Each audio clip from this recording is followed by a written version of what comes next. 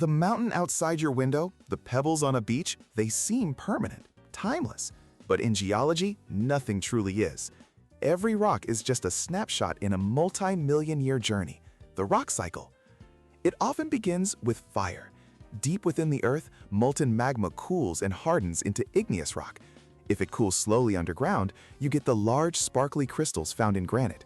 But if it erupts as lava and cools quickly on the surface, the result is a fine-grained rock like basalt. Now, picture that granite mountain. For millennia, wind and rain break it down through weathering. Tiny grains wash into rivers and settle on the ocean floor. Layer builds upon layer, and the immense weight from above compacts the sediment into solid stone, sedimentary rock, like sandstone. This gentle formation process is why we find fossils almost exclusively here, preserving snapshots of ancient life. The journey isn't over. If tectonic plates collide, that sandstone can be dragged deep underground. There, it's subjected to intense heat and pressure, not enough to melt it, but enough to transform it completely.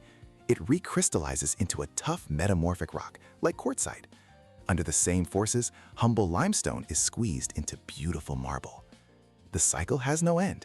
That metamorphic rock can be pushed even deeper until it melts back into magma, ready to form a new igneous rock. Or it could be uplifted to the surface, only to be weathered down again. Every rock you see is a traveler, a testament to Earth's relentless power to create, transform, and renew.